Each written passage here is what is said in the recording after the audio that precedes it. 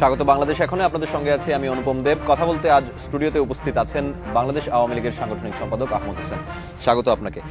আজ তো 21শে আগস্ট, আমরা 2004 সালের পর থেকে অপেক্ষা করছি যে কবে এই মামলাটির রায় হবে, এবং তদন্তও এগিয়ে চলছিল অনেক দ্রুত গতিতে। মাঝখানে আমরা অনেক কিছুই দেখেছি, অনেক নাটকীয়তাও দেখেছি, কিন্তু 11 বছর লেগে গেল। অনেকের মধ্যেই এক ধরনের হতাশা আছে যে এই ধরনের একটা বীভৎস ঘটনার বিচারে যদি এত বছর লাগে, তাহলে বাকি যারা যে বিচারগুলো আছে সেগুলো তো এক ধরনের হতাশা তৈরি করে কি না।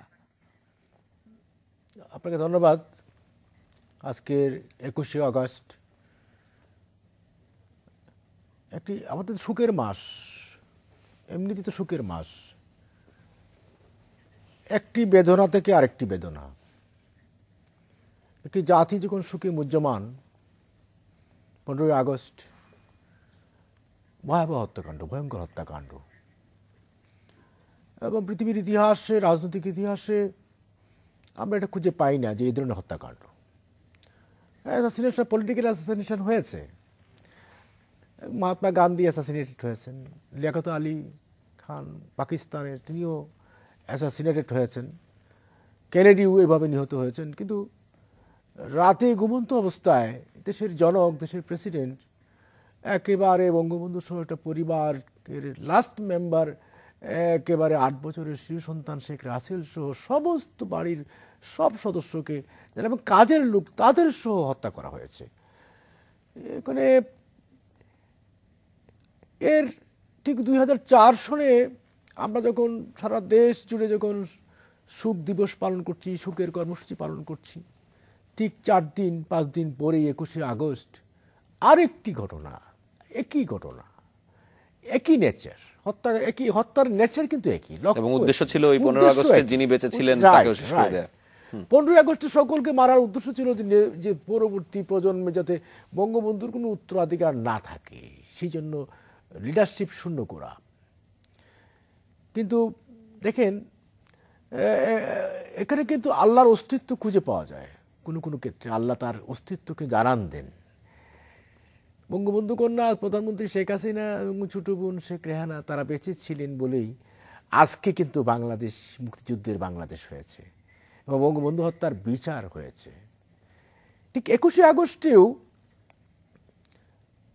আজকের প্রধানমন্ত্রীকে হত্যা করার জন্যই target, he was the target to kill, তাকে হত্যা করার জন্য, এবং টোটাল আওয়ামী লীগ মুক্তিযুদ্ধের নেতৃত্বকে শেষ করে দিয়ে নেতৃত্ব শূন্য করে দেওয়া, এটাই ছিল লক্ষ্য। 15 আগস্টের হত্যাকাণ্ডের কিলিংয়ের ধারাবাহিকতা ছিল 21শে আগস্টের হত্যাকাণ্ড। এখন গ্রেনেড তো এটাও যুদ্ধক্ষেত্রে, যুদ্ধে ব্যবহৃত হয়। গ্রেনেড তো মানুষকে হত্যা করার জন্য ব্যবহৃত হয়, বিশেষ করে আরজেস গ্রেনেডের মতো গ্রেনেড। আর এই সমাবেশটা তো ছিল একটি সন্ত্রাসবিরোধী সমাবেশ, শান্তির সমাবেশ।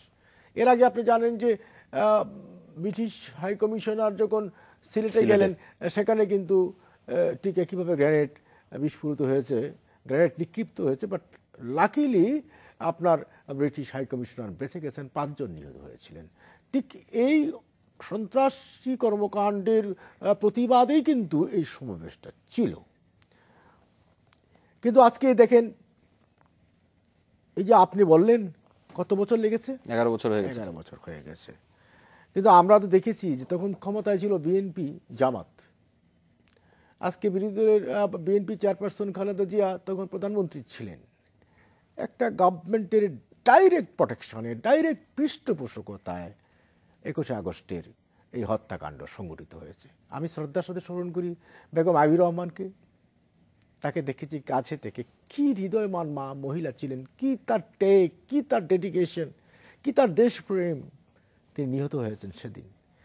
22 জন নেতাকর্মী আপনার নিহত হয়েছেন, 500 নেতাকর্মী পঙ্গুত্ব জীবনযাপন করছেন এখনো। হ্যাঁ, এমনকি মেয়র হানিফ সাহেব, তিনি কিন্তু ওই যে গ্রেনেডের স্প্রিন্টারে তিনি কিন্তু আহত হয়েছেন, চিকিৎসাধীন অবস্থায় মারা গিয়েছিলেন, চিকিৎসা অবস্থায় মারা গেছেন।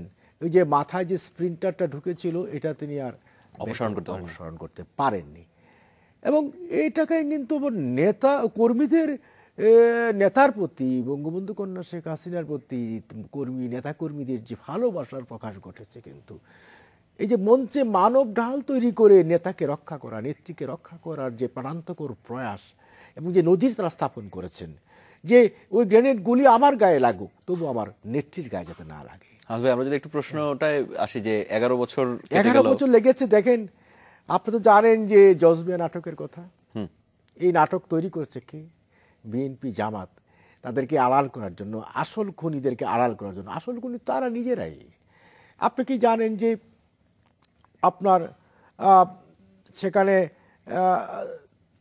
পুলিশের প্রধান প্রধান কর্মকর্তা সেখানে ইনভলভ ছিলেন, এবং গোয়েন্দা সংস্থা, সর্বোচ্চ সংস্থার প্রধানরা সেখানে ইনভলভ ছিলেন, দেশের স্বরাষ্ট্র প্রতিমন্ত্রী ইনভলভ ছিলেন, এবং হাওয়া ভবনের যিনি কর্তা ছিলেন, প্রধান কর্তা তারেক জিয়া, সরাসরি এই হত্যাকাণ্ডের নীলনকশা প্রণয়নে তিনি কিন্তু প্রধান পৃষ্ঠপোষক ছিলেন। এবং হরকাতুল জিহাদের যে মুফতি হান্নানের তার জবানবন্দিতেই কিন্তু সমস্ত তথ্য বেরিয়ে এসেছে। তাকে ফাইন্যান্স করেছে, পৃষ্ঠপোষকতা করেছে, এবং আপনার যে টাঙ্গাইলের আপনার যে আব্দুল সালাম পিন্টু মন্ত্রী ছিল, তার ভাই মৌলানা তাজউদ্দিন সেখানে জড়িত ছিল, এবং তার বাসায় সিটিং হয়েছে, বৈঠক হয়েছে। এই তথ্যগুলো তো মুফতি হান্নানের কণ্ঠ থেকে বেরিয়ে এসেছে। এখন আপনি বলছেন যে 11 বছর লেগেছে কেন?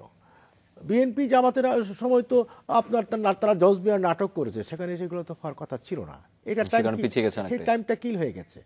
111-এ আসার পরে 111-এর তৎকালীন গভর্নমেন্ট কিন্তু এটা যাত্রা শুরু করেছে, এবং 111-এর গভর্নমেন্টটি কিন্তু অনেকটা অ্যাডভান্স করেছে। পরে অধিকতর তদন্ত কিন্তু বেরিয়ে আসছে, তারেক জিয়ার নাম আসছে সেখানে। আপনার পলিটিক্যাল অ্যাডভাইজার ছিল যে আপনার সেখানে হারিস চৌধুরী, তার নাম আসছে। স্বরাষ্ট্র প্রতিমন্ত্রী আসছে আলী আহসান মুজাহিদ, তার নাম আসছে। লুৎফুজ্জামান বাবরের নাম আসছে। এইগুলো এখন তারা বোধহয় 22 জনের মতো মনে হয় এখন অভিযুক্ত, মানে চার্জশিটে তাদের নাম আসছে, এবং বিচার প্রক্রিয়া চলছে। এবং বিচারে আমরা তো একটা স্বাভাবিকভাবে প্রচলিত আইনে বিচার করতে চাই, আমরা তো এমন ট্রাইব্যুনাল করে করতে চাচ্ছি না। আপনি জানেন যে বঙ্গবন্ধু হত্যার বিচারটা কিন্তু বঙ্গবন্ধু কন্যা প্রধানমন্ত্রী শেখ হাসিনা বিশেষ ট্রাইব্যুনাল করে গঠন করে বিচারটা করেননি। আমরা ফিরছি, একটা ছোট্ট একটা বিরতি নিয়ে আবার ওই বিষয়ে আলোচনায় ফিরছি। নিচ্ছি 1 মিনিট 10 সেকেন্ডের বিরতি। স্বাগত আরো একবার, দেখছেন বাংলাদেশ এখন। আমরা যে জঙ্গি কার্যক্রমের কথা আপনি বলছিলেন যে 2004 সালে ওই সময় আমরা দেখছিলাম যে জঙ্গি তৎপরতা অনেক বেশি বেড়ে গিয়েছিল। আমরা একসাথে সারা বাংলাদেশে বোমা হামলা দেখেছি। সিলেটের কথা আপনি বলেন, হ্যাঁ, সিরিজ বোমা হামলা যেটিকে বলা হয়। 21 আগস্ট গ্রেনেড বোমা হামলা দেখলাম। জঙ্গি তৎপরতা এখন কিন্তু আবার আমরা হঠাৎ করে দেখছি যে মাথাচাড়া দিচ্ছে, ব্লগারদের খুন করা হচ্ছে, বিভিন্ন জায়গায় হামলা করা হচ্ছে, জঙ্গিরা গ্রেপ্তার হচ্ছেন। 3 আইনজীবী গ্রেপ্তার হলেন সুপ্রিম কোর্টের জঙ্গি অর্থায়নের জন্য। আমরা তো জঙ্গিদের নির্মূল হয়ে যেতে দেখেছিলাম, হঠাৎ করে আবার মাথাচাড়া দিল। এটা কি একটা ভীতিকর বিষয়? এটা ভাইরাস রূপ। আমাদের কি ভয় পাওয়ার মতো বিষয় এটা? নেভার। আপনি গ্রেপ্তার হচ্ছে তো, আপনি বললেন যে গ্রেপ্তার হচ্ছে না, গ্রেপ্তার হচ্ছে, লালন পালন তো হচ্ছে না। গভর্নমেন্ট তো তাদেরকে লালন পালন করছে না। কিন্তু আমাদের দুর্ভাগ্যজনক হলো যে 2001 থেকে 2006 পর্যন্ত জঙ্গিবাদের পৃষ্ঠপোষকই ছিল সেই গভর্নমেন্ট, বিএনপি জামাত গভর্নমেন্ট। আপনি জানেন যে বাংলা বাই যখন তৈরি হলো, তখন কিন্তু আমরা বারবার বলেছি বাংলা বাই সম্পর্কে মিডিয়ায় সংবাদ আসছে, এবং দেশের বাইরের পত্রপত্রিকায়ও কিন্তু শিরোনাম হয়েছে, beware of Bangladesh, Bangladesh is a cocoon of terror, Bangladesh থেকে সাবধান, বাংলাদেশ সন্ত্রাসের অভয়ারণ্য। এই যে সতর্কবাণীগুলো দেওয়ার পরেও কিন্তু তৎকালীন গভর্নমেন্ট, বিএনপি জামাত গভর্নমেন্ট, তারা বলেছে না, এটা মিডিয়ার সৃষ্টি, বাংলা ভাই বলতে এর কোনো বাস্তব অস্তিত্ব নাই। কিন্তু পরবর্তী সময় যখন বাংলা ভাই ধরা পড়লো, আব্দুর রহমান ধরা পড়লো, তখন কিন্তু প্রমাণিত হলো যে জঙ্গিবাদ তারাই লালন করেছে, জঙ্গিবাদকে তারাই পৃষ্ঠপোষকতা দিয়েছে। এবং জঙ্গিবাদের প্রধান রাজনৈতিক অপশক্তি যেটা জামাতকে বিএনপি সাথে নিয়ে গভর্নমেন্ট ফর্ম করেছে। এর মধ্যে দিয়ে কিন্তু একটা মেসেজ গিয়েছে যে জঙ্গিবাদই হচ্ছে আমার কাছে ফিলসফি, জঙ্গিবাদই হচ্ছে আমার কাছে আদর্শ, সন্ত্রাসী হচ্ছে আমার কাছে আদর্শ। বাংলাদেশের পলিটিক্সে দুটো ধারা, একটা হচ্ছে জঙ্গিবাদী সন্ত্রাসী ধারা। এই জঙ্গিবাদী সন্ত্রাসী ধারা, সাম্প্রদায়িক রাজনৈতিক ধারা, মৌলবাদী ধারা, এই ধারার নেতা হচ্ছেন খালেদা জিয়া। আরেকটি ধারা হচ্ছে সন্ত্রাস, জঙ্গিবাদ নির্মূল করে আপনার বাংলাদেশকে গণতান্ত্রিক অসাম্প্রদায়িক বাংলাদেশ নির্মাণ। এই ফিলোসফি যেটা মুক্তিযুদ্ধের চেতনা, ওই চেতনার ভিত্তিতে বাংলাদেশকে তৈরি করা, এই ধারার নেতা হচ্ছেন প্রধানমন্ত্রী বঙ্গবন্ধু কন্যা শেখ হাসিনা। এবং তার নেতৃত্বে আজকের বাংলাদেশ দেখেন, এই সাবকন্টিনেন্টে দেখেন, আপনার আফগানিস্তান বলেন, পাকিস্তান বলেন, এগুলো তো আপনার অলরেডি জঙ্গিবাদের কবলে পতিত হয়ে গেছে। আপনি মনে করছেন তাহলে এখন শেখ হাসিনার যে সরকার আছে, আওয়ামী লীগের যে সরকার আছে, সেটি জঙ্গিবাদ সাম্প্রদায়িকতা একেবারে নির্মূল করে দিতে পারবে? তাহলে মানে সেই পথেই যাচ্ছে সেই পথে না। আমরা তো মনে করি যে বাংলাদেশে জঙ্গিবাদের তেমন কোনো অস্তিত্ব নেই। মাঝে মাঝে উকি ঝুঁকি দেয়, সেগুলো কিন্তু আমরা নিয়ন্ত্রণ করে ফেলছি। আচ্ছা। হ্যাঁ, আপনার কথা হলো যে উৎখাত করার সাথে সাথে তো এটা তো একটা ভাইরাস ব্যাধি, আবার চলে আসে, আবার এটাকে উৎখাত করতে হবে। আমার কথা হলো যে আমার কমিটমেন্টটা কি, আমার পৃষ্ঠপোষকতা দেওয়া হচ্ছে না। আমার গভর্নমেন্টের কমিটমেন্টটা হচ্ছে যে বাংলাদেশটাকে আমি জঙ্গিবাদী বাংলাদেশ হবে না, এটা জঙ্গিবাদ মুক্ত বাংলাদেশ হবে। আচ্ছা, আপনি জামাতে ইসলামের কথা বলছিলেন যে জামায়াতে ইসলামী এটার প্রধান পৃষ্ঠপোষক। জামায়াতে ইসলামী বিষয়ে আরেকটু কথা বলবো আপনার সাথে। আমরা একটি বিরতি নিয়ে আসছি, নিচ্ছি আরো একটি বিরতি, ফিরছি একটু পরে। বাংলাদেশ এখনো স্বাগত আরো একবার। আমরা বিরতির আগে কথা বলছিলাম জামায়াতে ইসলামীর ভূমিকা নিয়ে। আমরা কিন্তু একেবারে 1971 সালে যখন মুক্তিযুদ্ধ হয়েছিল, তখন যুদ্ধাপরাধ থেকে শুরু করে 21শে আগস্ট গ্রেনেড হামলা বা জঙ্গিদের তৎপরতা, এই সব কিছুতেই আমরা জামায়াতে ইসলামীর এক ধরনের সম্পৃক্ততা খুঁজে পাই। কিন্তু জামায়াতে ইসলামীর বিরুদ্ধে আওয়ামী লীগ সরকার ক্ষমতায় আসার পরে বা আগেও তারা যে ধরনের ঘোষণা দিয়ে এসেছিল কঠোরভাবে, এখন কি মনে হচ্ছে যে হঠাৎ করে আওয়ামী লীগ পিছিয়ে আসলো? জামায়াতে ইসলামীকে নিষিদ্ধ করার যে ঘোষণার কথা শোনা যাচ্ছিল, সেটা বিষয়ে খুব বেশি তৎপরতা দেখা যাচ্ছে না। আমার তো এজেন্ডা আছে, একটা গভর্নমেন্টে তো বহু এজেন্ডা থাকে, তো এজেন্ডাগুলো খুব বাস্তবায়ন তো আপনার পর্যায়ক্রমে বাস্তবায়ন করতে হবে, এবং সবচেয়ে কঠিন কঠিন এজেন্ডা কিন্তু আমাকে বাস্তবায়ন করতে হচ্ছে। আপনি দেখছেন যে বঙ্গবন্ধু হত্যার বিচারটা কিন্তু আমাদের করতে হচ্ছে, কঠিন কাজ, চ্যালেঞ্জিং কাজ, এবং এই চ্যালেঞ্জিং কাজটা সম্পাদিত হয়েছে, সাহসী নেতা আছে, সেই নেতা বঙ্গবন্ধু কন্যা শেখ হাসিনা, প্রধানমন্ত্রী শেখ হাসিনা। এবং তারপর দেখেন চ্যালেঞ্জিং কাজ, যুদ্ধ অপরাধীদের বিচার, এটা চ্যালেঞ্জিং কাজ, কিন্তু এটা কিন্তু দুনিয়াতে আপনি দেখবেন কোনো পৃথিবীর কোনো দেশে নাই। সেকেন্ড ওয়ার্ল্ড ওয়ার পরে যে যুদ্ধ অপরাধীদের বিচার হয়েছে, তখন তো এক পক্ষ ছিল, তখন তো আর নাৎসি বাহিনী, নাৎসি পার্টি, হিটলারের নাজি পার্টি তখন তো কোনো ক্ষমতা ছিল না, একটি কোনো তার নিষিদ্ধ ছিল, অ্যাবসলিউটলি নিষিদ্ধ ছিল, তাদের কোনো ক্রিয়া কর্মকাণ্ডই ছিল না। কিন্তু তারপরে জাতিসংঘের তত্ত্বাবধানে হয়েছে সেটা। হ্যাঁ, আর দেশীয় আইনে, ডোমেস্টিক লতে বাংলাদেশের এই যুদ্ধ অপরাধীদের বিচার, এটা বাংলাদেশেই প্রথম হচ্ছে, এর আগে কখনো কোনো দেশে হয় নাই। এবং সেই ক্ষেত্রে আপনি লক্ষ্য করেছেন যে জামাত কিন্তু এটা বৈধ, মানে রাজনৈতিকভাবে অনুমোদিত পার্টি হিসাবে সক্রিয়, এবং এটা জোটের সাথে জোটের শরিক দল, অন্যতম প্রধান শরিক দল। সেই অবস্থায়ও রেখে কিন্তু আমরা যুদ্ধ অপরাধীদের বিচার করতে কাজটি শেষ করতে পেরেছি, বা শেষ করছি, বা প্রক্রিয়া চলছে। এটা চ্যালেঞ্জিং কাজ, এই চ্যালেঞ্জিং কাজটা আমরা করে যাচ্ছি। তারপরে আসবে আপনার জামাতের নিষিদ্ধের বিষয়টা, এটাও একটা চ্যালেঞ্জিং কাজ। এটা তো বিচারিক প্রক্রিয়া বা আইনি প্রক্রিয়া চলছে, এবং অলরেডি আদালত থেকে বলে দেওয়া হয়েছে জামাত একটা সন্ত্রাসী সংগঠন। সুতরাং এটা আইনি প্রক্রিয়ায় সেই কাজটি হচ্ছে।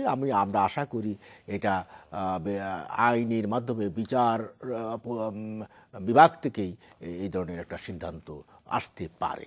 তবে এই বিষয়টিকে কিন্তু আমরা আমাদের মাথায় রেখেছি, এবং আমাদের কমিটমেন্টের মধ্যে আছে যে জামাতকে নিষিদ্ধ করতে হবে। মানে আওয়ামী লীগ তার নির্বাচনের আগে যে ইশতেহার ছিল, এটা আছে, যে অঙ্গীকার ছিল, সেই অঙ্গীকার এখনো আছে। অঙ্গীকার আওয়ামী লীগ যেটা অঙ্গীকার করে, আওয়ামী লীগ যেটা কমিটমেন্ট করে, এটা বঙ্গবন্ধুর আদর্শ রাজনৈতিক দল না।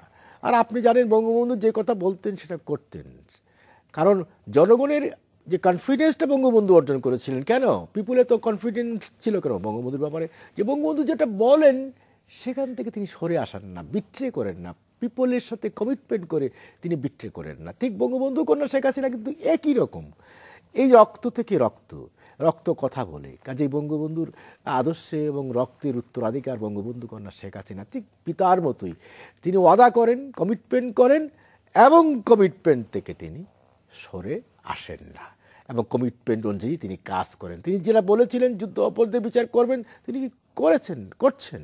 কাজেই জামাতের ব্যাপারেও আওয়ামী লীগের যে স্ট্যান্ড আছে বা কমিটমেন্ট আছে পিপুলের কাছে, সেটা অবশ্যই প্রধানমন্ত্রী শেখ হাসিনার নেতৃত্বে এটা বাস্তবে রূপ পাবে।